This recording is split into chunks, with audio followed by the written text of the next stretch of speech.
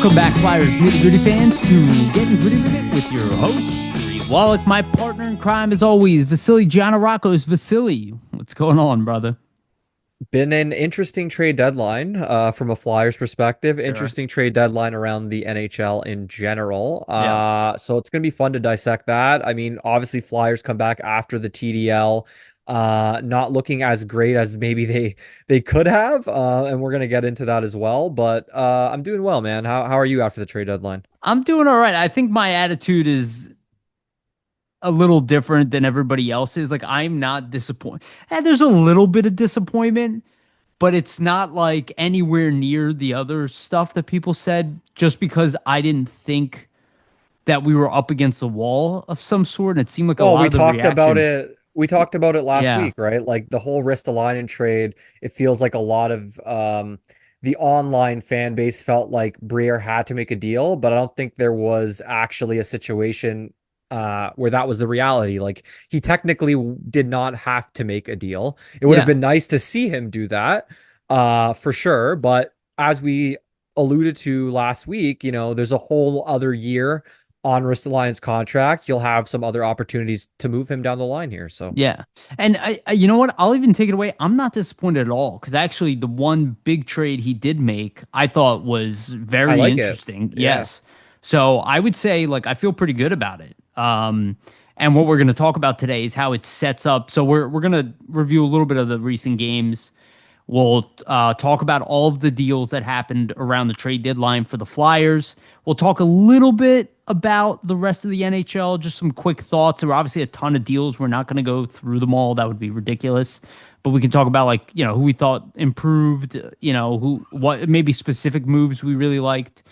For me in particular, I actually thought the Ducks had a very good trade deadline for where they are.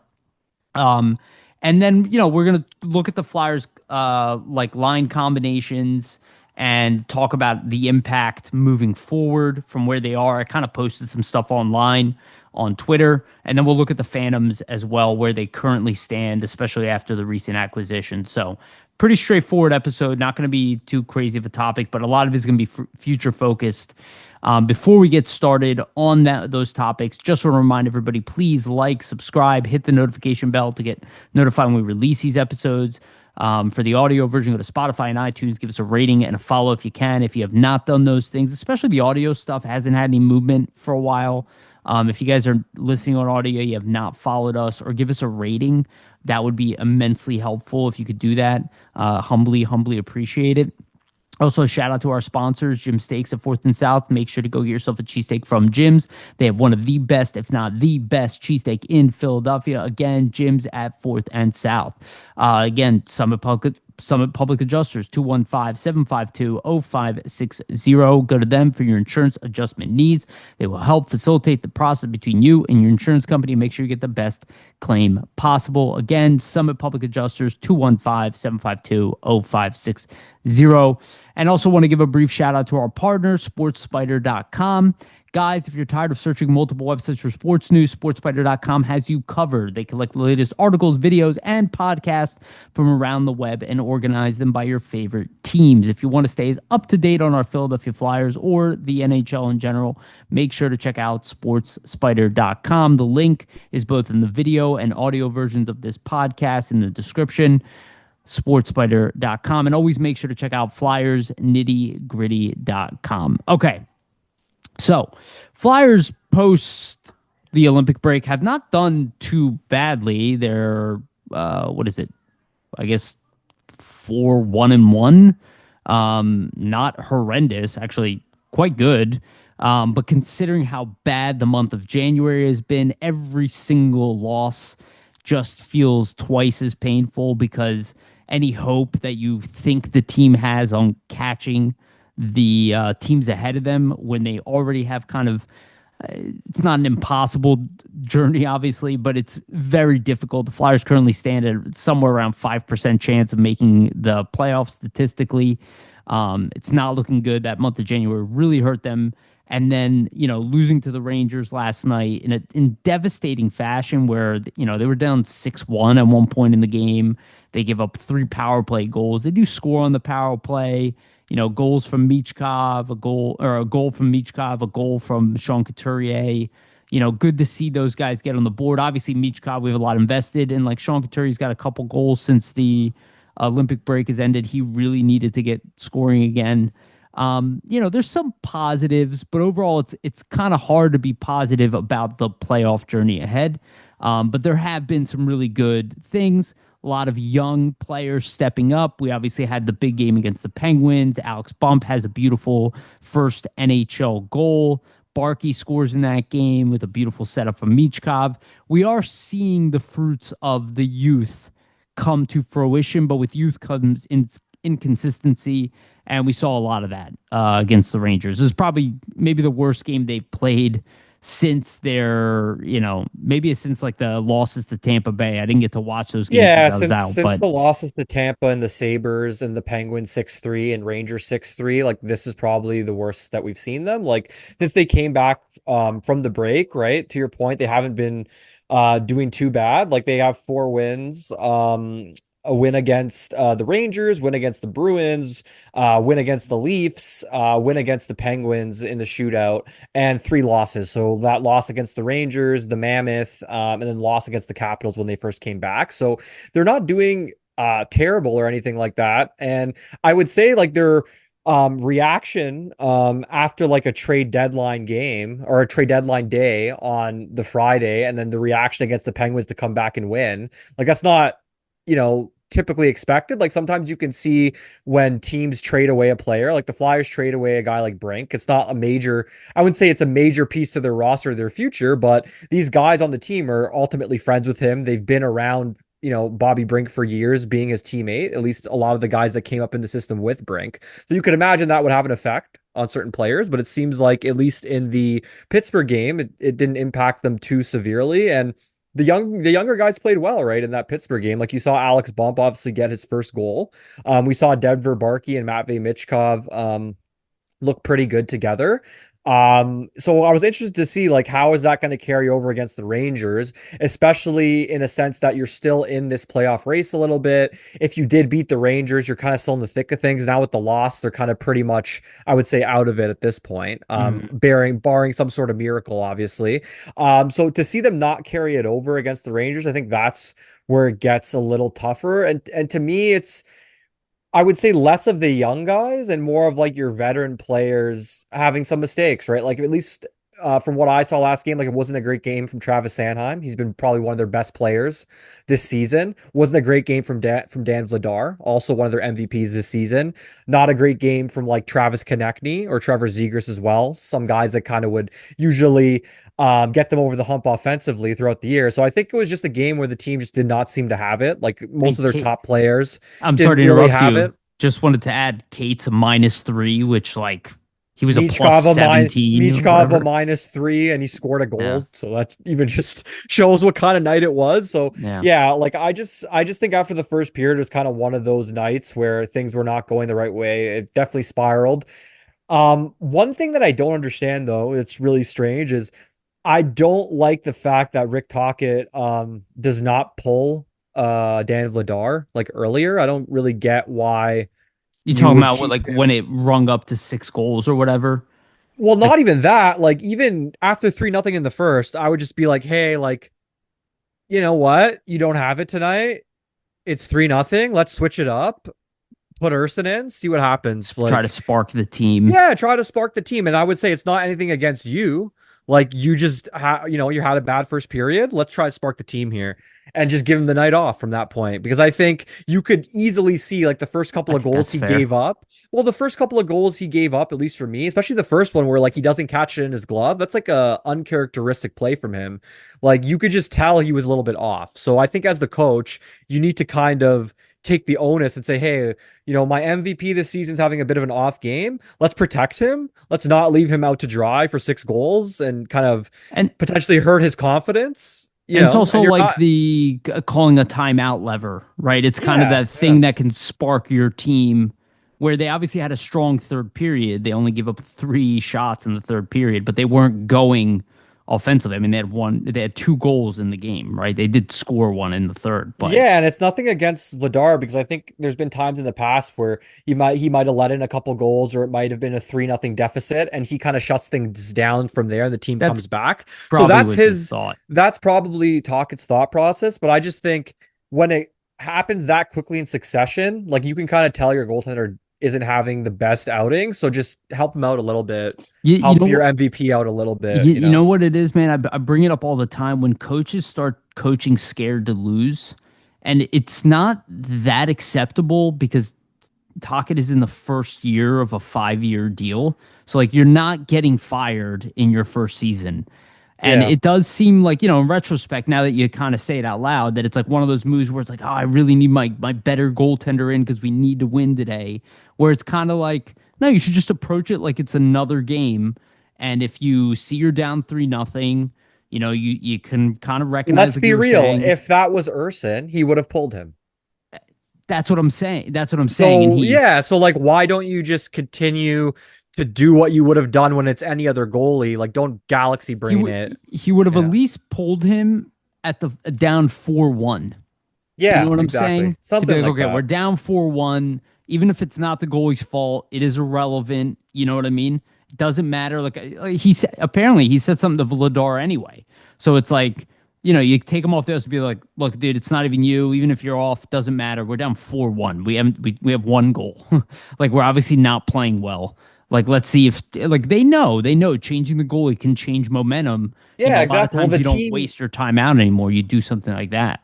that and also the team recognizes when you switch the goalie, hey, we obviously aren't playing well. We just had a goalie change. It's almost like the light bulb goes off in players' heads. Like we need to tighten things Yeah. up. We shouldn't be having our goalie get pulled, let alone, leaving our MVP caliber goalie this season for our team out to dry because there was a lot of situations where, just too many Rangers open like that Zibanejad goal on the power play, like where he's just wide open like that. Like I They mean, didn't play well. I mean, they gave no. up 6 goals. I mean, there's Yeah, and it starts like I said, like it starts with some of the guys you would expect to shut down some of those plays not having good games. So I'm aware that like, Travis Sanheim has had a really good season, didn't have a great game, but he's not going to have, a perfect season, right? Some of your best players will have off games. So I think just for the Flyers, it'll be interesting to me going ahead, how do they rebound from this? Because it's not like they have I mean, I guess you can say technically they are still in the midst of this playoff race. They're not officially eliminated. But what I mean is it's not like they have a potential playoff berth to really play for. So it's more just pride to play for at this point and not getting embarrassed. So I'm interested to see how some of these veteran guys respond after basically getting embarrassed in the last, showing. yeah, and they have like they have some room with games here. Like they're not getting packed on in the next week or so, but towards the end of the season, they have a lot of games very condensed. Like they have a game the 31st, the 2nd, the 30th, the 5th, the 7th, the 9th, the 11th, the 13th, the 14th. So like it's gonna be a pretty intense end of the season. Wow, I can't believe the season's almost over already. Crazy. Yeah, so you kind of wonder, and this is what I'm talking about. We talked about it a little bit. Like, will Rick Tocchet adjust to where the team currently is? I will give him some credit. He definitely has to some extent, whether that has been by his choice or being asked to by the front office. Judging off that Michkov comment he made, it seems like What do he you was think? asked. What do you think of that Michkov comment, first of I all? I thought again it was one of those things. Like even if that is how you feel, it sounded like it came off bitter. Like, yeah, I'm moving to the right side, but I have my own thoughts. It's like But if it was up to me, that's what it came off like to me. But it's like I have my own thoughts, but if it was up to me, I wouldn't have made that move, basically. Which is like it's almost pointing to the fact that the front office said, "Hey, go ahead and do this." it, Um, this well, is here's the this. actual quote for everybody who Yeah, didn't go hear ahead. it. So talk it on why he moved Michkov back to right wing. Well, Bobby leaving and then Meech wants to try it. We'll see. I got my thoughts on that, but we'll see how it goes. Yeah, like I just think why mention? It, that part. Like, just say, hey, Bobby's leaving. Michkov wants to try it, so let's see what happens. Like, why even say I've got right. my thoughts on that? Right. I don't know. Exactly. It's like, what do you mean you have your thoughts? Like, don't say you're creating drama, even if there isn't drama. Like, even if they went to him and he's like, yeah, okay, let's do it.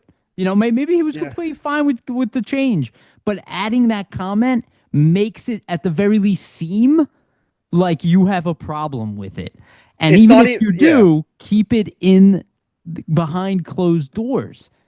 Like, It's like we said before, like when, he was prompted about Michkov during the Flyers Wives Carnival, nobody prompted him about missing, right. trainings and treatments. He just brought that up out of the blue. So it's one of those things where I think the front office, or at least he needs to remind himself to keep things in check here in the media, even if he's not 100% on board with maybe what's happening, because I think all it's going to do is cause more unnecessary drama surrounding the And team and and around Michkov. So Yeah, and I'll be honest with you, I don't think the Flyers want to fire Tocchet. I don't think they're like going into next season like, oh, should we not have Tocchet be coach? But if this shit continues like into next season and it's like throughout the whole season and they're struggling again and he's like saying stuff in the media, like I always say it is the warning sign before a guy loses his job. Like if a guy is calling out players in the media, we saw it here with Tocchet or with Torts, with yeah. Tortorella. Like if you see a coach calling out players in the media unprompted, it's a bad sign for his job.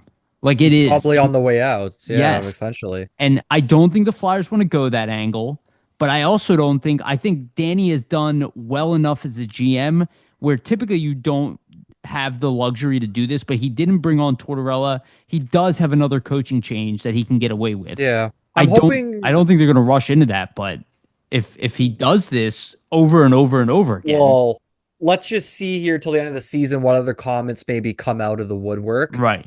We'll I also agree. see what happens for the end of season interviews. I think that's always a telling thing, just in terms of like the coach and player relationship. So we might find Yeah. more out.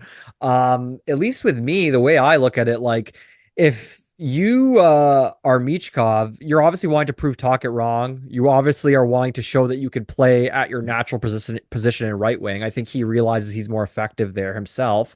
So I think for him, like if he could just come into next season, hit the ground running, the coach kind of has no other option but to play him at right wing. Like if he's producing there to end this season, then comes in next season playing really well, they'll have to start him there. So I think for their whole kind of Michkov Tocchet situation, should he play at right wing, should he not? I think in a sense, like Tocchet can feel whatever he feels, but if Michkov ends the season off really strong at right wing, you can't help but continue to play him there. Just it just adds to the narrative of like, look at the production on left wing, look at the production on right wing. Clearly, much more productive on one side, so you might as well leave him where he's the most productive. That's the way Yeah. I look at it, right? Yeah, and this is what I don't like about the Tocchet comments and stuff. It's like, dude, you're kind of ignoring that he came in and had like a monster rookie year. So At the like, right wing, yeah. yeah, and it's not even the position. It's like you're like saying, "Oh, teach him to play at the NHL level," but like, and I agree with that to an extent. But it's also like, dude, before you got here, the player was doing better. I Yeah. do blame Michkov for a lot of that, That's the most of it. conditioning aspect Right. of it, right? But you also can't say like, oh, he wasn't it's not like he wasn't good before you got here and he's still not good. It's that he was the arguably, he was the best player on the team last year. So it's like you're gonna always have to contend with that problem that if Michkov doesn't live up to his first year under you, you're gonna be blamed for it. Like that is the reality because there is a before and after. So again, I don't think they're rushing to fire him. And I also want to predicate it with, John Tortorella called out Sanheim. He was on the brink of leaving this team. And then Sanheim ended up being like his favorite defenseman afterwards. So it's like, as long as you can adjust, I'm cool with it. You don't Yeah, have if to he be a has a perfect monster person. summer, right? Like if Yeah. Beachcop has a monster summer, comes in and starts hitting the ground running, scoring a bunch of points next season, I'm sure Tocchet's not going to have a problem with it, right? So we'll see, we'll If he see how does, he then we have a adapts. problem. If he does in that case, then we do. But Yeah. to your point, I'm saying like if he comes in and has a monster summer like a Sanheim did, and comes in and hits the ground running, like I would imagine Talkett is going to be a guy that's like, wow, look at this kid, look what he did over the summer. He really changed, his outlook on how he should approach off the ice, right? Versus, just going to like, hey, I don't need to prepare. I can just show up, things like that, right? So I think we'll see what happens. But to your point, if he comes in and he has prepared and we still see him not getting favorable treatment, that's where the issues start to kind of really arise. So Yeah, yeah, and I'll be honest with you, I do have faith that Danny Briere, if there's, I mean, we saw with Tortorella, I thought Tortorella at least had till the end of the season, me and too. Briere Yeah. just pulled him. You know what I mean? So like, and Tortorella was loved by people in the organization, like obviously, like from a high level view, maybe like they loved the idea of this like hard ass coach and all that. They still fired him. Very respected coach with a winning history and a Stanley Cup in his past, like who was in a lot of ways doing a good job. Like people now are going, oh, I like But Tortorella more than Todd. developmental wise, if you think about it, right? Yeah. So, like I'm saying, like if Tortorella or if Taka becomes a problem, we'll call it out on here. There are some things I like that he's done. Like I'm not going to ignore the good things that he's done. I'm not going to ignore the entire first half of the season where the Flyers were playing well. Like people can do that if they want, but that's not fair to It's him. not true. Yeah. Right. So like you have to take the whole thing into consideration. So it's a great point. Let's see the exit interviews. Let's see how next season starts. All of that really matters. I don't think they're going to look to fire him 1 year into a 5 or even 2 years into a 5 year deal. But if that second year is like a disaster, I do think they would pull the trigger on him. We've seen it with other teams. Like they have the money to do that. But we'll see. Um, Okay, let's talk about the trade deadline. So a lot of consternation, a lot of complaints about Danny Briere. We'll talk about the Ristolainen thing. So obviously, the Flyers did not move Rasmus Ristolainen. Something you've heard on this podcast over and over again is that they do not have to move him. They have time. I talked about this over and over again, how it's important to be that guy who you do not get over on him. Danny has a great track record of outweighting teams. I keep hearing people trying to diminish Risto's value and trying to that all that stuff is irrelevant. I do not care. That all just sounds like background noise to me. You might not like Ristolainen. The fact is, Scott Lawton was a bottom six forward and got a first and a prospect. Like there is a method to what he is doing. He is not failing. And to be honest with you, and I said this, and I think the trade that we did see shows. I think the Flyers might have had a good offer on the table, and I'm not so sure that they're that interested in the late first round pick as much as being publicized. I think that they were much more interested in moving Ristolainen for a prospect over a pick. And I think that's what they wanted more from Detroit. That's why, like, I heard that Yeah. a first wasn't even on the table. And I think Detroit would be more willing to move a first than one of their prospects. Hence why they go with Justin Falk, because, that team will take straight up picks. Flyers want, I think, prospects. And if you look at the Brink trade, trading Brink for Juracek, like that's the return almost that you would want for Ristolainen, a young prospect with upside. That would have just been a straight 1-for-1 for the Flyers. So I think that's kind Like a Danielson, maybe from Detroit. Maybe that's of kind of who they were targeting. exactly. It's like something that they don't have to wait 2-3 years for this guy. That they might have to wait a year. Fits You the know timeline, fits some of the younger guys that are exactly already in their system. part of the I know, core. shout out to Charlie O'Connor, obviously from PHLY, did a lot of great work covering the trade deadline. He mentioned on the PHLY show or trade deadline show, I can't remember, but he did some digging with Buffalo sources, and apparently the Flyers ask for Ristolainen was a first round pick, a mid-level pick, and then a decent prospect. So if that's the case, I would say it's pretty similar to like what that rumored haul was for Colton Parayko, which makes sense, right? You kind of see what Parayko went for. Ristolainen's a similar defenseman in terms of stature, right-handed shot, playing style. You might as well kind of try to get something similar. So the way I look at it, and if that was the price, sure, it could be a little bit high. But I will commend Briere for sticking with his guns and not kind of budging on the price, because we've seen in the past what doing that can do to your reputation as a GM in terms of negotiations, right? If you budge on that price, then GMs know in the future, we just need to wait Danny, or we need to wait Briere out, and then eventually he's going to move on that price and we can get the player we want for the price that we want, right? So I think that's an aspect of it. So it's obvious he either, to your point, I think didn't want to move off of that price, or he was looking maybe for something different that another team wasn't willing to part with, like a high end type of prospect, where they would have been maybe more willing to part with like a late first round pick, and that's not something they were as interested in. I would say, for me, and what makes me a lot less really angry as much as like the fan base was in terms of like Ristolainen not being moved, is you have this offseason to potentially move him, which we alluded to last week. You have next And trade deadline.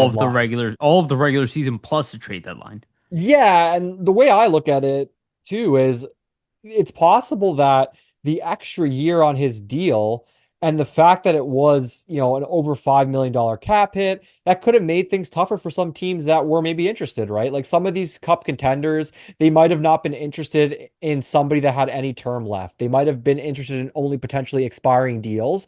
Who knows what their cap situations are like, who they have to resign this offseason, things like that. So for some teams, having that extra year could be a benefit because you get 2 runs essentially with the player. But for some teams, based on the cap flexibility, that might not be the case. So there might be a situation where next offseason as an expire or next trade deadline as an expiring deal, he is actually more valuable because you have a bunch of other teams that don't have to worry about, his contract staying on the books beyond a year. So I actually think that now that I've thought about it more, I actually think he might have more value as an expiring contract next trade deadline than he would have To this year, right? to those specific teams, yes. I think we also have to consider the UFA period with this rising cap. Once we see some of these contracts that get handed out Yeah, in a very barren UFA market, I think some teams might be like, okay, I can go out there and give a guy like Risto or maybe similar caliber. I can go out and give him a 4 year deal, which he's demanding in UFA, or I can make a trade with the Flyers, grab a guy on a 1 year deal at yeah. probably a more cost efficient 1 year contract, then I think the Flyers are more interested in a hockey trade than they are a late first round pick. I pointed out online the Flyers have 12 players in the system drafted in the top 60 in the system right now. Yeah. Okay. Like adding another late first round pick, or some people were saying like a second round pick. I saw some people like, I trade him for a third and a fourth. Why? What do we need a That third and a makes no fourth sense for? in terms of We value. we Yeah. don't need the cap space. We have a ton of cap space going in next year to the point where we're not even gonna be able to fill it all with the names that are out there. And what do we need a third and a fourth for? Like this is what I'm saying. Like these are horrible suggestions. If you want to trade him for a late first round pick, fine. It's a good return. It's not, like bad. We can use it, but it's going to be like ammo to move up in the draft, maybe take a player at that range. But like players like Ristolainen was the top 10 pick. Like these late first round picks are not like guarantees of being great players. Like a lot of late first round picks end up being like bottom 6 players or bottom 4 defensemen. Yeah. It's not like guarantees of like success. Now, maybe the Flyers could have used a late first round pick plus their first round pick to move up in the draft. That's where I see the most value for it. A late second round pick won't move you up much in the draft. Maybe you'll move up their second round pick to like, a late first round, something like that. But, I don't think it was a make or break. I see people freaking out, like completely ignoring the good trade the Flyers made and just calling it a disaster of a trade deadline. And I'm like, what are you talking about? I just feel like a lot of people, they have no pulse on this team. They come in and out. They see that what was predicted to them or what their expectations were didn't happen, and they just start freaking out. And I'm like, this is like the most uneducated stuff. Like, I'm sorry. Like, yes, if Briere managed to get a good trade in, sure, it would have been a win. But again, like we said it over and over again, There's no Vasili just said rush. it. There's no rush. There's Yeah. no rush. We just named 2 other really solid opportunities to move the guy where it could potentially be more beneficial, and doesn't mean that they have no other conversations about Risto with other teams. Maybe some teams are like, well, we don't know if we need him right now. And all these playoff teams, that's the only target at this time. In the offseason, there's going to be teams like San Jose, Chicago, other teams that are going to be looking to improve their team. Say, hey, we And could use him to maybe solidify our blue line. There it could be even more options or more potential teams and and and I'm sorry to sell him to, right? So right, and I'm sorry to cut you off, but the likelihood that you could do a young player for a veteran with a young team also goes up, right? Like I'm just listing San Jose. I'm not saying they give like Sam Dickinson for Ristolainen, but Mahak Madulin, right? Like that's a guy who's like pretty good prospect, not amazing, but maybe that's something the Flyers would be interested in. You know, he's like a B level prospect, maybe B plus, arguably, right? So like you have other options out there that will be opening up. Like this is not, if they didn't move him and they just like didn't get a trade in, I can understand the disaster conversation. But considering where they were without their backs against the wall, I don't know. It just seems like the most uneducated reaction to the Ristolainen trade. I think he had an overall solid trade deadline.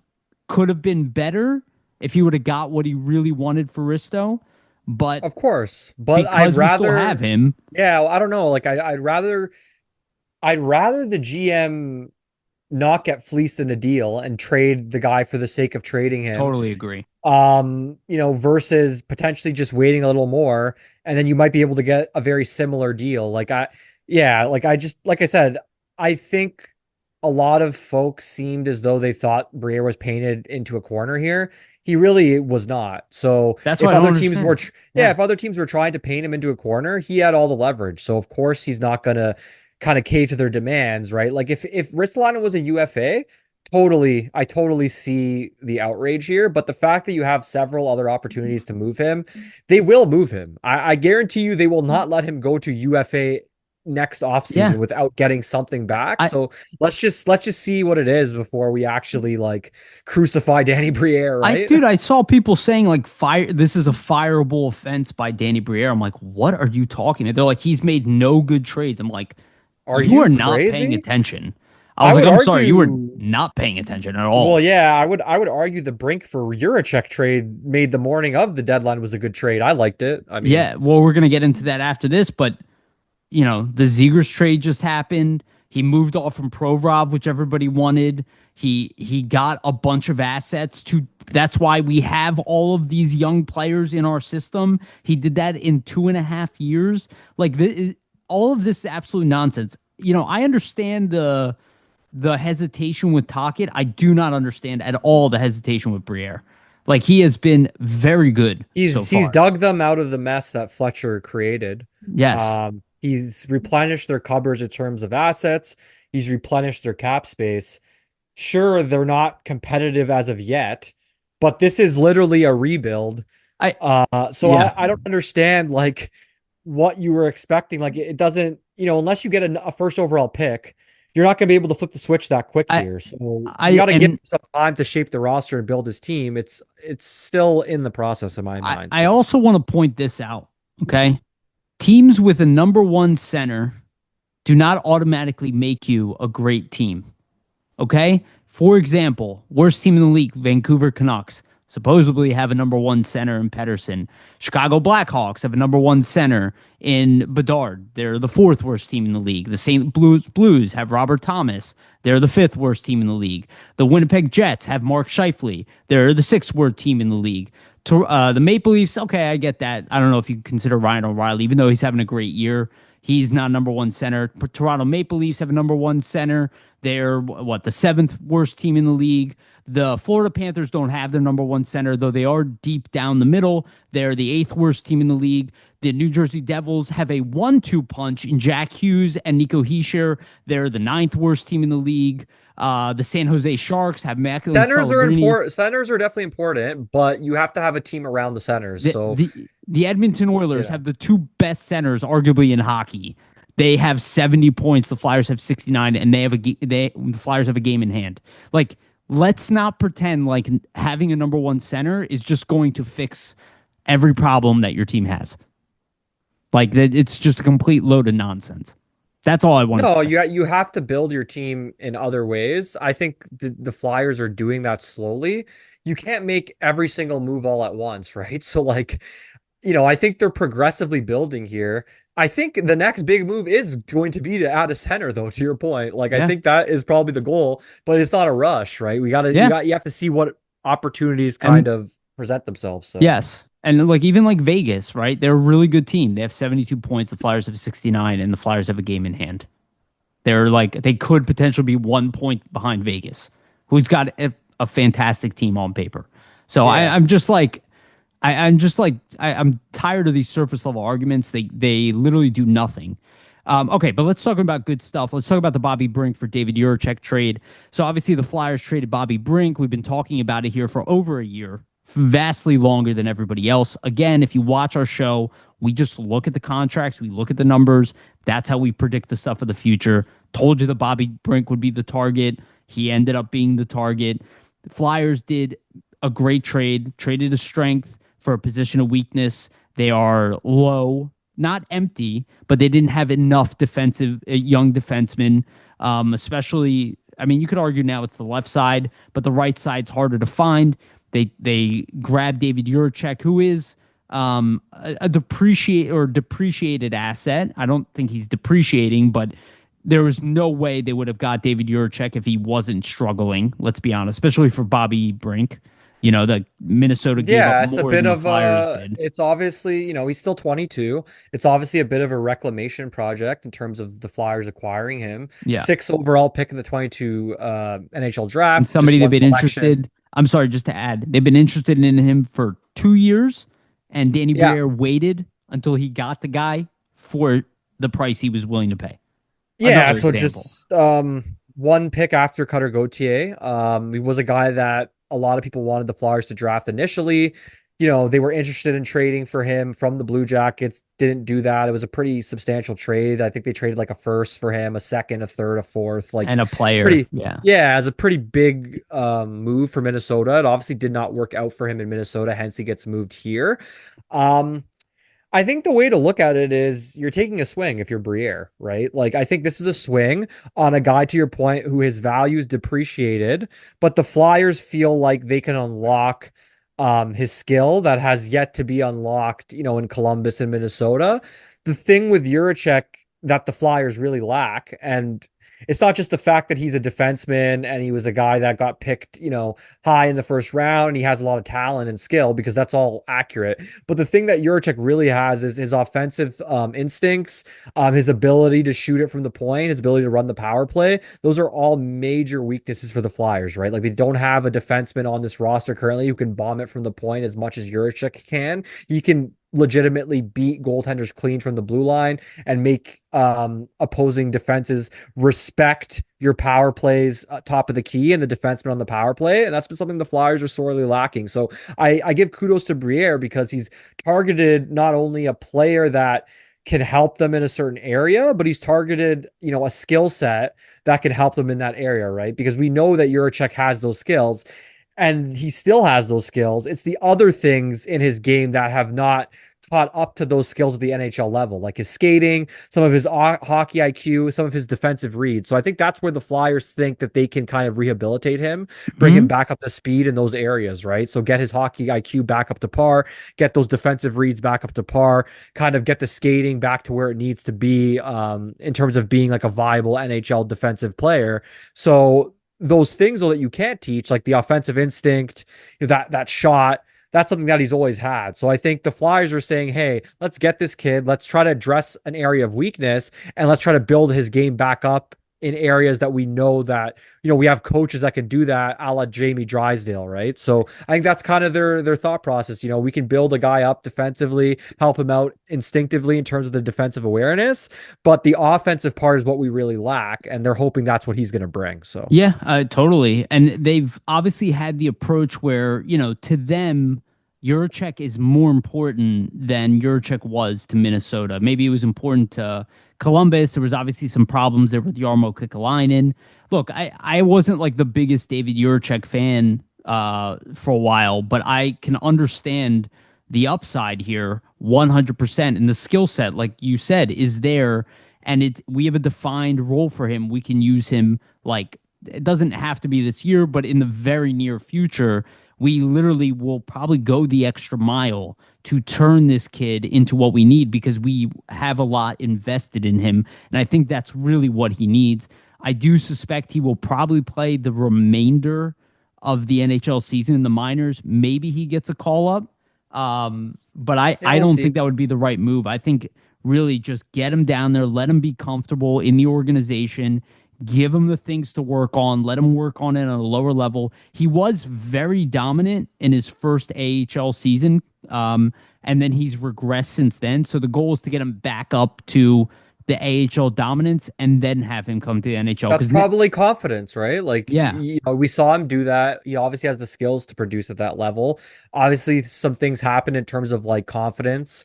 Maybe the coach is telling him certain things, maybe certain things in his game and the way they kind of approached him or addressed it with him. Who yeah, knows? But the Flyers are obviously looking to kind of repair that. So we'll see. Like Riley Armstrong to me with the Phantoms guys is look seems like he's done a pretty good job in terms of developing yep, younger players and getting them back on track.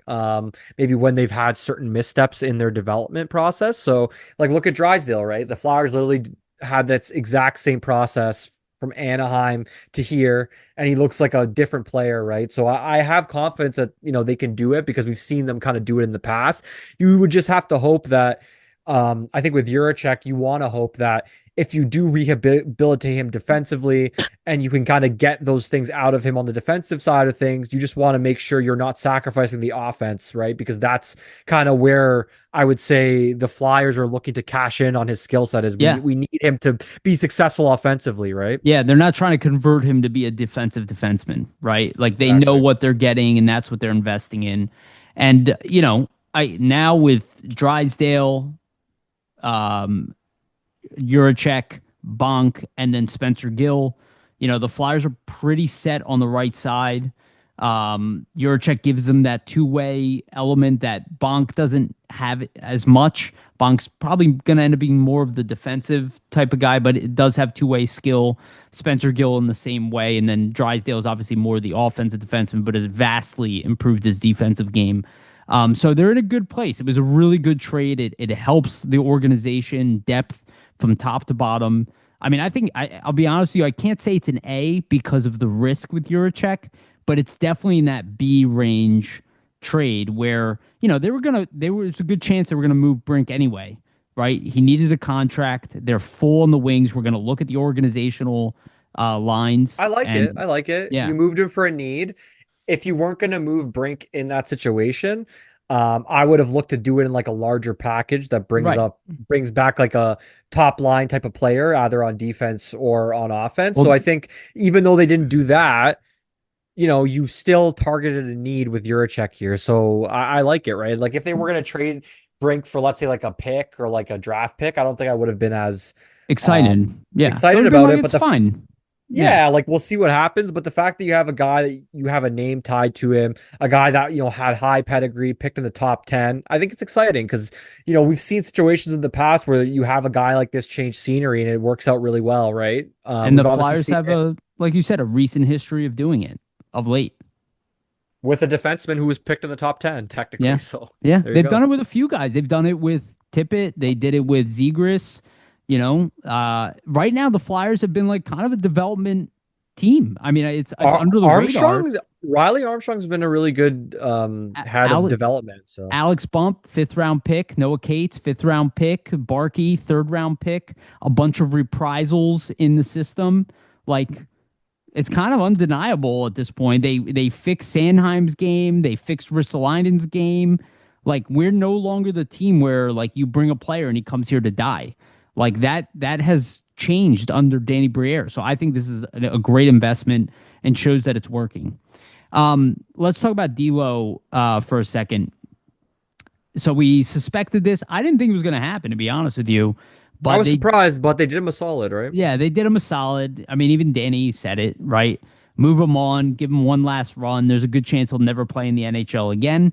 He might, but most likely, if he wants to stay in hockey, he's going to be an AHL guy moving forward, or at least a guy goes up and down. He might retire, yeah, after And this deal, to be fair, right? or that because he did say he wants to come back home. This is where his family is and where he wants Yeah. to be.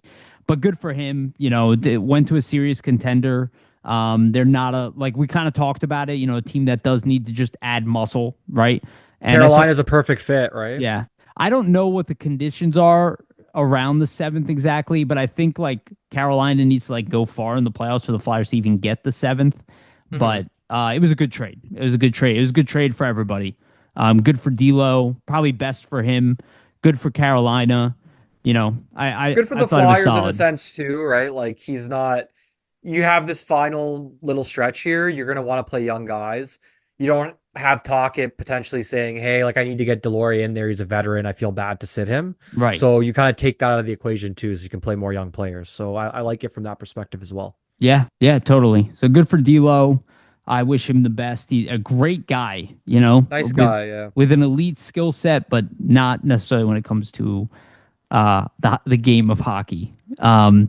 The other trade the Flyers made, which time will tell on this one, they moved Alexis Gendron and Massimo Rizzo over to Boston for, oh my God, why am I forgetting his first name?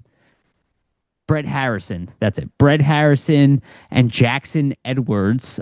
Brett Harrison is a former third round pick with really good size. Was a good player at juniors levels. Has stagnated in his, I guess, his progress. He hasn't. He's like kind of done the exact same performance all 3 years in the AHL. So I imagine this is kind of just like let's change it up. I did show you guys the organizational chart. I said there was a lot of players who need decisions. Rizzo, we knew was gone. He wasn't even Yeah. being used. I think that's like the Jackson Edwards portion of that. It was more like Brett Harrison for Gendron. Gendron to me, it kind of seems like they gave him a shot in the AHL, maybe didn't fit what they were trying to do at the AHL level or what the coach is trying to Well, do for the Phantom. So they kind of swap him with a guy that might I fit what they want to do, kind I of I, thing. th- I think maybe that, but I actually think it's like NHL upside. Like Gendron is like undersized, probably not going to be a top six scorer at the NHL level, right? Where Brett Harrison, like he's a 6'3" center slash wing. Maybe it could be a fourth liner at some point. Exactly. It's one of those things where it's like, yeah, like maybe he's not going to be like a top six guy or a top nine guy, but he might be a good fourth line player in the future. So we'll invest in like that more physical guy. Kind of a harmless trade for the Flyers.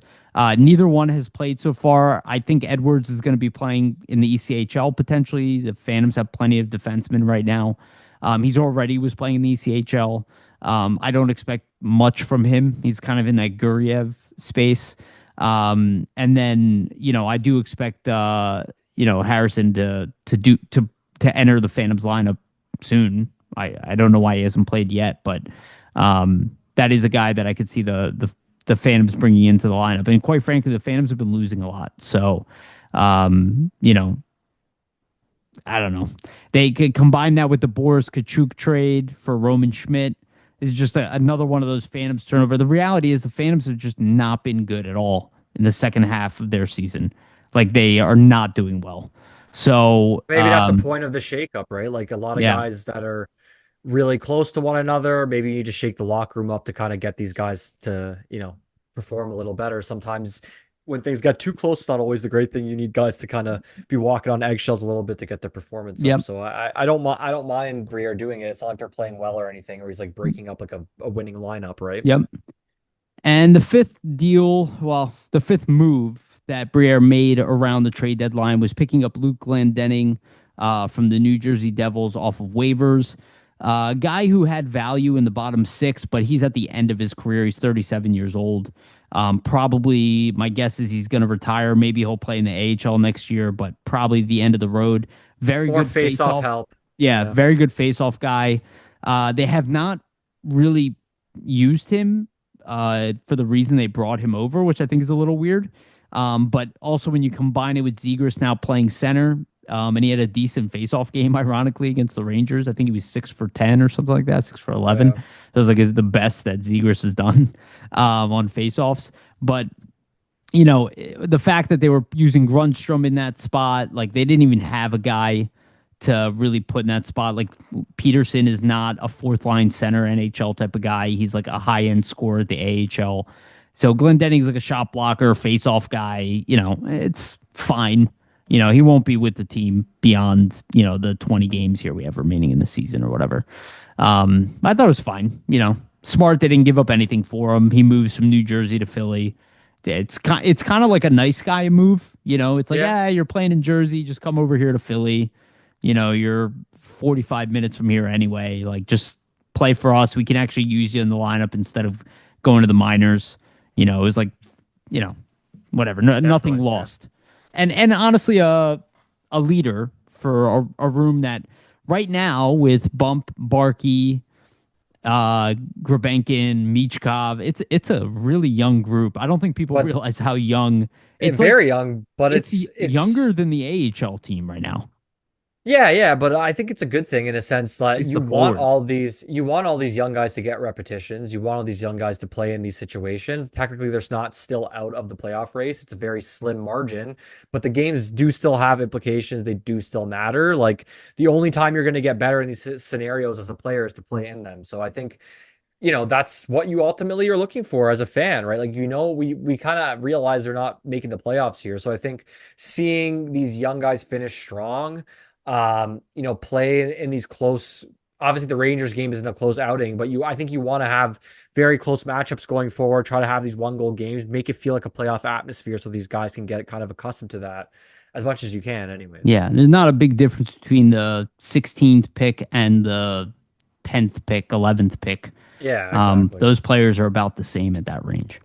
I guess your lottery odds are different, but also not high lottery odds, no matter what. Yeah. Though we've seen that obviously culminate for the Islanders getting Schaefer. That was massive for them. Okay, let's get on the second half of the show. Just a reminder, everybody, please like, subscribe, hit the notification bell, get notified when we release these episodes. And for the audio version, go to Spotify and iTunes. Give us a rating and a follow if you can. If you can do those, we'd humbly, humbly appreciate it. All right, so let's do real quick thoughts on the overall trade deadline, Vasili. I mean, like I said, obviously the Avs are the winner of the day. Their center depth is ridiculous now, getting Kadri and Roy and Waugh.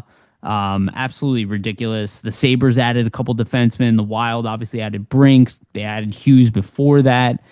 Justin Falk to Detroit in the end, probably a good pickup for them.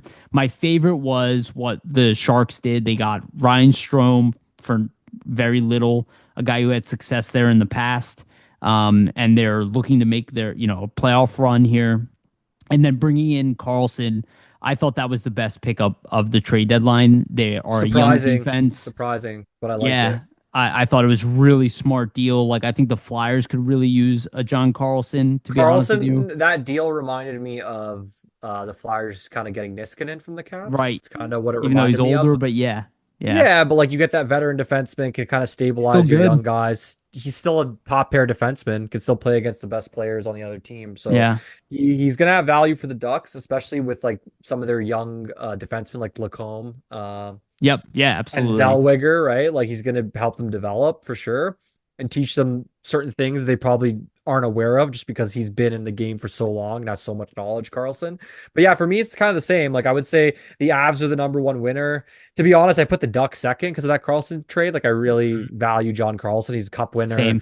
Like I said, not probably still the number one defenseman on most teams, to be honest, if not a number two. After that, I do really like Detroit getting Falk. I like the Wild getting Brink too. Like I think Brink he looked good when I watched the Avs and Wild play this past weekend on Sunday, and Brink had a couple nice showings in that game. To be honest, like the Sabres, I see like I get the point in adding Stanley and Shen. I feel like you missed out on Pareko. It wasn't the same. It's not the same effect. Like I feel like Stanley's not that great. I feel like Shen's not that great.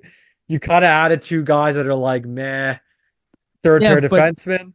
yeah. They But did I something. it's depth, and again, how hot they've been playing, they probably didn't want to mess with their roster at all. No, for Um, sure. If I was them, I would have tried to like get a guy like a Falk or a Carlson. I would have tried to be like, hey, I missed out on Pareko. Or let even me Tyler Myers, who used to play for them back in the day. Yeah, exactly. I just a little underwhelming for them, but they're keeping it going. Like they've won the last two, so I guess they doesn't really matter. Yeah. I guess a good another really big one, I guess, was the Braden Shen trade for the Islanders. That's a I nice think one. Yeah. I think he's gonna fit their system really well. They gave up a lot to get him. But again, nobody's talking about St. Louis like they're dumb for they didn't trade everybody that they need, and they're like in a full rebuild right now. And they didn't get rid of everybody, but he stuck to his gun. Doug Armstrong is a notoriously tough negotiator, always has been. And Yep. his reputation follows him wherever he goes. So he did not move. Like the return he would have got for Parayko was excellent. Oh, Mertka in a definitely. first, excellent return for them. So like his deals, like that's how I want Danny Briere operating, because we're Um, not desperate to add any asset right now. I will say too, with the moves made, like I think the Avs is just I thought they were winning the cup before these moves, to be honest, or we're gonna be the favorite, just based off how they've played. But now you add this in. And the fact Kadri, that yeah, and the fact that Landeskog I think is like hurt and he's taking a rest but should return before the playoffs. So who knows how hurt he actually is. He might just yeah, kind of be like, "Hey, take a couple weeks off. You've been all, you've had major injuries the last two seasons. We want to make sure you're ready for the playoffs," type thing. So I think the Avs, I mean, I would not be surprised to see them win the cup at all with these yes. additions. Or before, like you said, before that we would have been surprised. That center depth of, I don't know if Nelson and Kadri might swap 2 and 3.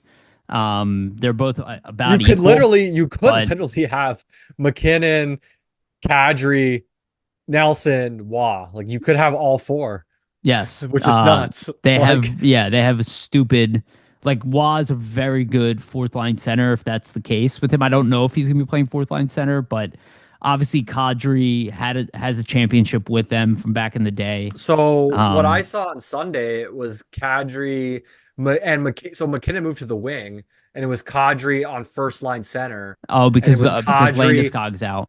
Yeah, so it was Kadri, McKinnon and Natchez, which is a they're just crazy line. loading up. Yeah, it's a brilliant move by the Avs. They definitely should be going for it. And they made a good decision there. Yeah, it's a And guy who never wanted to leave too. Like they never wanted to trade him away, or right, he never wanted to get traded, but it just had to happen with the cap's yeah. circumstances. So And I guess another one is the Connor Garland to Columbus. I thought that was a two good pickup goals for last them. night for him Yeah, with good Columbus. player. So Good player. Michael Bunting also went to Dallas. Also a good depth acquisition. move. Yeah.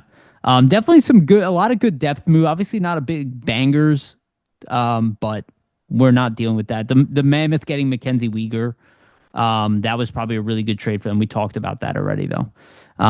Yeah, so some good moves around. Okay, let's end on the last segment here. I'm going to do share my screen. We'll talk about the lines currently where they are. We'll take a quick look at the Phantoms lines, and then we'll end it on that because Vasili's got a time restriction a little bit today, so we just got to get everything in. Okay. So I have the Flyers' current lineup. I also went ahead and added some other players there just for depth, but the Flyers' current lineup as of last game, the offense was Alex Bump, Christian Dvorak, Travis Konechny, then Barkey, Cates, Michkov, Carl Grundstrom, Zegras, Owen Tippett, Nikita Grabankin, Couturier. Oh, and I have this wrong. Luke Glendening was playing the right side with Hathaway playing or being the odd man out. Yep. Obviously, not my favorite lines, but pretty good at the same time. Great to see Bump being used, and he's looked really good. And Tocchet seems to 12 like him. shots, 12 shot attempts, I think, in like two Yep. games. So Yeah. he's looked pretty good. Fitting The right at thing, home. I don't mind these lines. I like the lines. I like Kate's Michkov Barkey specifically. Like you could see the chemistry between Michkov and Barkey kind of forming. I think for Bump, to be honest, I like Bump Dvorak Grabankin better than I liked Bump Dvorak Well, Konechny. They didn't the look, team played yeah, terrible. Yeah. team didn't look that good in general in that game. I like these. I think they're going to run with these probably for a little bit here. Maybe they change something after the loss.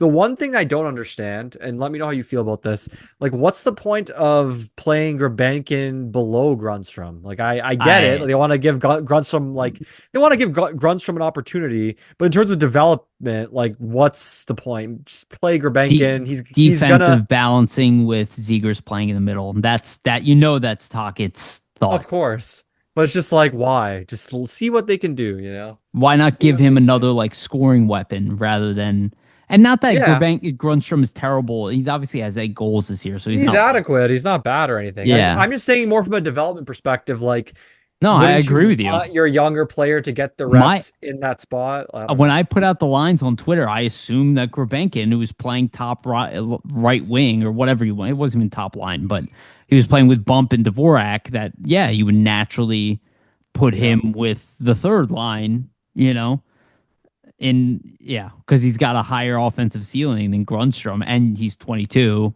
I I don't know. I I don't don't get know. it either. It's hard to make sense of it. Yeah. What what I think is more important is something I wanted to point out also is that there are obviously more moves coming. I left these guys um below for a reason. They all Um might be on the team next season in some yes. capacity. Well, So, you look at how tight this lineup is right now, well, and not that Glendenning's obviously gone. Grunstrom will be gone. So that's yes. two Most likely. options. Okay, but those are bottom six roles, and we're talking about Tyson Forrester and Porter Martone. What are Yeah. you gonna do with Alex Bump and Denver Barkey? Like I could put a lineup together right now where at least Bump or Barkey are out of the lineup. And again, that doesn't include Jet Luchenko. Maybe Luchenko plays in the minors, right? Which it's possible for sure. It's possible, but there's also a chance that coming into next season, Luchenko is better than Barkey and Bump. So I don't know exactly what's going to happen. We'll see what's going on. But the whole point of this, and obviously I include Jack Berglund here too, to There's show more moves. There's that more there are moves on the more horizon. exactly that the Bobby Brink is not the end of the wing problem. Like there, and maybe it is Owen Tippett. Maybe they're posturing that they're like we're not moving Owen Tippett or whatever. But like I threw together a scenario for, Vasili. I'm like, I don't know, could you get, Thomas by throwing in like this year's first, which is like a mid first round pick, Owen Tippett, a second, and like Jack Murtagh, who is like I would say he's like a second round pick slash late first round pick type of prospect for like a Robert Thomas. Like maybe St. Louis was high on him. Like maybe that's the type of package the Flyers can do. And because it's not a late first round pick, it has a lot more value. It's in this year's draft, not next year's draft. There is an option. There are options here to kind of go for an upgrade. But this is what we've been talking about is look at the amount of assets that they have. Plus they have all of the money available to them and they have all Yeah. of their picks still. So like they're in a really good space. And I don't know if they're going to jump on any of these. We don't know, but we already concede if they just let Grunstrom and Glendening go, they already have 12, more than 12 players. They have 14 players that could play in the NHL next year, right now, without doing a single thing. And some of these guys cannot play in a bottom six role. So, we'll have to figure out what the Flyers decide to do. Having said that, Denver Barkey's still just 20, you know? He's still really young. Like maybe he Bump's doesn't still play in only the NHL. 22, so Right. Michkov's 21 still. Like this is what I was saying. This lineup is extremely young. Forrester's only 24 for like, we think of him like a veteran, but he's really not. Porter no, he's still a Martone's kid. going to Yeah. join them, right? He's 19 right now. And he's immediately going to be a top six forward on this team. Even if he plays on the third line, he's still going to be considered a top six forward. He's too talented. Yeah. So I just wanted to display that to show people more changes are coming. There are a lot more opportunities for moves. This is a huge offseason.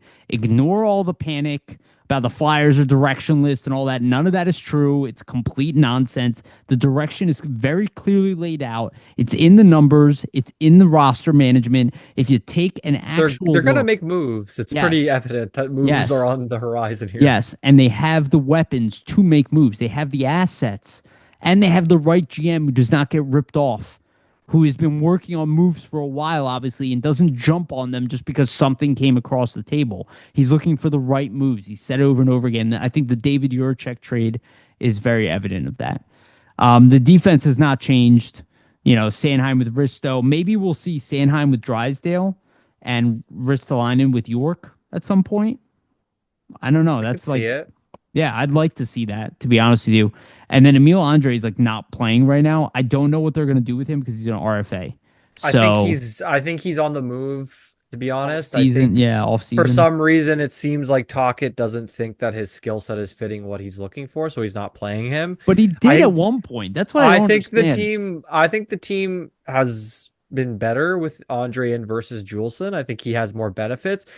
What I honestly think is Juleson adds that extra bit of toughness and physicality. That seems to be what Tocchet prioritizes more than an outlet pass, which I don't agree with. So Yeah, I don't agree with either. And also considering Andre's 24 and has more upside. The other option here, and I brought this up over and over again, you know, Nick Sealer could be the guy on his way out. Also, when you look at the fact that David Juracek is not going to be waiver exempt anymore, so that's why I we're gonna think they play should. him next season for Right, sure. he'll be in the NHL next season no matter what. Juleson's not part of the plan, Yeah. but um, you know, like David Juracek has to be at the NHL level. They're not going to pass him through waivers. So he, you know, Bunk, they're not going to rush. He might play again in the AHL. But you know, maybe they'll give him a little bit of taste here at some point during the season just to, you know, get him some NHL action, maybe for both of them. But I think with Juracek, really just let him play in the minors, focus on fixing his game, then be like, hey, Build up look, the confidence, right? yeah, we know Exactly. where you are. We want you in the NHL next year. That we're gonna just work with you on what you need to work on to be on the Flyers next year because that's where you will be. So, and all of this should just be like training camp to him, right? And in under higher stakes with, you know, actually helping the Phantoms fix their season, which I think he can. He is an elite defenseman at the AHL level. So, um, that's a big deal there. Okay, anything else you want to add on the NHL stuff? No, I'm excited to see what these young guys kind of do over the stretch here. Interested to see as well, you know, if the Flyers can get Martone into some games to end the season because I think it would be great to see him win a national championship, but it would be even sweeter to see him come pot a couple goals. So Yeah. And like I was playing around with the lines a lot, dude, and I'm like, I don't even know. Like, let's say Forrester's back, right? Let's just assume he plays with Cates and Michkov, right? There's your top yeah, six, right? That gives you Bump Barkey and Luchenko on the outside. Let's say Luchenko grabs the third line center spot, like we hope he does. Okay, then that leaves us one third line option. Is it Bump? Is it Barkey? Right? Let's just say where's it's Martone go here? right. I forgot. Yes, it's probably going to be Martone, right? So That's then I what mean, happens yeah, with Bump and Barkey? This is what I'm saying. There has to be moves. There yeah. has to be. Something has to be coming. Whether he's telling you about it or not is irrelevant. Like Something Martone is is not a the minor league number guy. well, no, yeah, the numbers game is just pretty evident at this point. So. Yeah. Okay. And Well, it doesn't even take into consideration Berglund, who, if he comes in, looks good at camp, they might need to make room for him. Like, it's not like he hasn't played pro in the SHL for like, he's knocking on the door. He's played pro for multiple seasons yeah. at this point, I too. think with the same thing with Berglund, I think he falls under the Luchenko camp though, where you could start him in the minors. Like that's Well, yeah, cool. because they'll He say, has a well, we want him to get, North accustomed to the American NHL game. game and Yeah. that. So Yeah, absolutely. And then Rodrigo at Obels, we don't know what's going to happen with him as of right now. I'd imagine Um, though with the depth, like we're seeing so many issues placing guys on the roster, like just out of the numbers game, he might be the odd man out. Like they probably won't resign him, I'd imagine. we'll see. I think they'll look for a different fourth line center option Yeah. that they could mix in with Couturier, unless Couturier makes, you know, improves next season. Like people talk about him like he's having like the worst season ever. He's still 45-point pace. So it's like, okay, whatever. I mean, he's got 20 plus assists, 22 assists, 7 goals. It's like, it's not like a freaking horrendous season or something like that. The buyouts for Couturier are the dumbest things I have seen.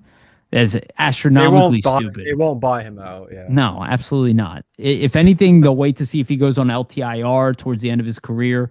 Maybe you yeah, buy him out in the last year of his deal. Like that's the only way I can see it. If you're like up against the cap, and his game yeah, is completely falling off a cliff. But right now he's still a good NHL player. He's not what he was, but he's still at the very least a bottom six forward at the NHL level. If he was making half of what he was making, he'd be tradable. So, I just don't buy any of that. You look at what some of these guys who got who are worse than Couturier. They got second round picks for dudes, who are like yeah, not yeah. even producers at all and are worse than him at faceoffs and defense. Okay, so the Phantoms lineup as of last game, I guess Harrison was not in the lineup. Devin Kaplan is out. Eklund was playing the bigger role. So this is kind of where it sits right now. Boris Kachuk is playing in the bump position with Peterson and Robertson.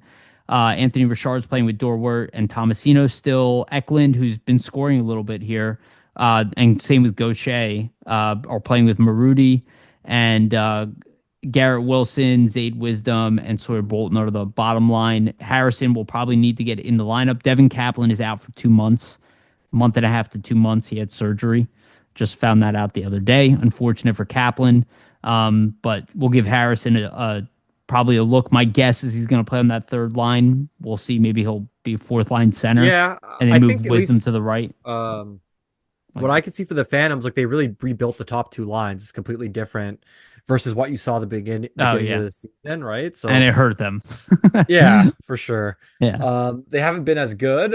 I'm interested to see though, because a lot of these guys are more veteran. Like I would say, it's a more veteran heavy top six with like Kachuk in there, Richard, Tomasino, Tucker Robertson in terms of guys that have had AHL experience. So I'm interested to see if they do get into the playoffs. If that helps them in terms of maybe winning a round. I I don't know. I will say Tucker Robertson as another reprisal where he's having a very good season. Yeah, yeah. So him playing top line right wing is not an accident. He was playing with bump. Um, so he's doing a great job. So it's a good one because he's young. He's only 22 years old. Doesn't mean he's gonna be like a great NHL player or something, but at the very least, he's gonna be a good AHL guy, which is nice. The defense, McDonald's still playing with Bonk. Bonk has been producing, which is nice. Helge Grans is playing with David Juracek. David Juracek only played one game, then had to go back to Minnesota to actually like get his stuff. So, but Juracek did have the game tying goal in the first of the past two games. The Phantoms were down 4-0, and then came back, lost in overtime. But Juracek did have a beautiful goal from the point, just pure shot, top left corner. Playing with Grans right now. Kyrou is in the lineup as of last game, but he did sit because Yinning is down there too. Merchants is still out. Jackson Edwards and Guriev are both like extras or in the ECHL. And Vincent Sivgiani, he's like also a swing AHL ECHL guy. So they have those like three extras and they have their seven core defensemen, but expect David Juracek to probably be like him and Bonk to be the most used defenseman. And probably hopefully will substantially help the Phantoms because their defense has been bad. They've been getting a lot of goals of late, which is I don't understand because they have a good defensive core for the AHL.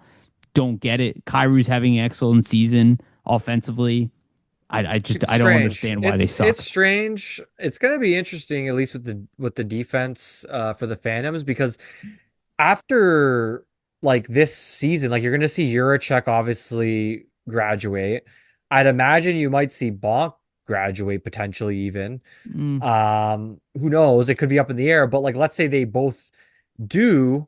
The defense for the Phantoms looks pretty thin, right? So they Yeah, I might have to do imagine some Spencer things. Gill will join the Phantoms though.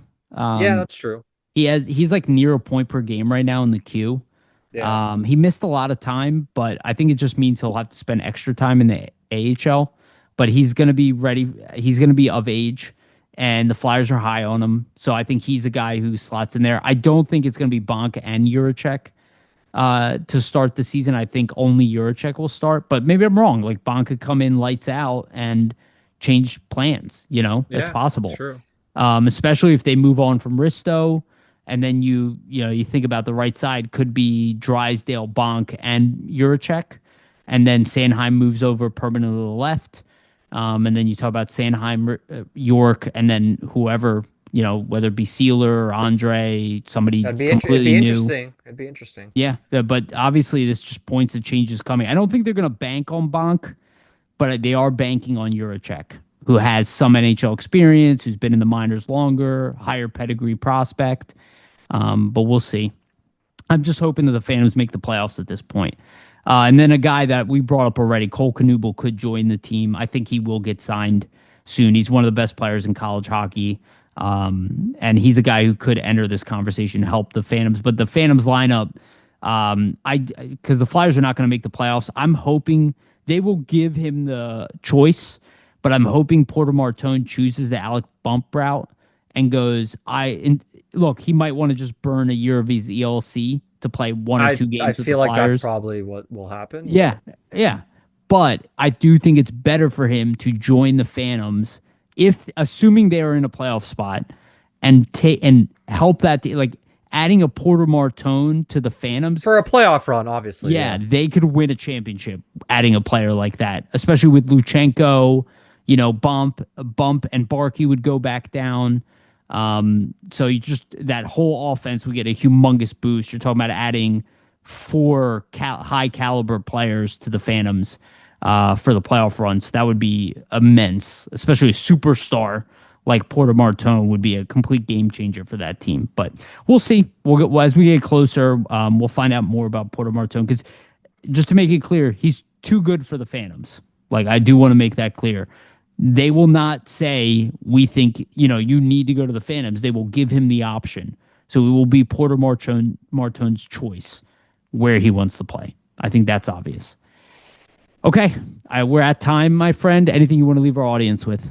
No, just we appreciate, all the views over trade deadline week. Continue to check out flyersnittygritty.com for content as we approach the end of the season here. Awesome. Again, thank you everybody for listening. Just a reminder to please like, subscribe, hit the notification bell for notifications, give us a rating and a follow on the audio side.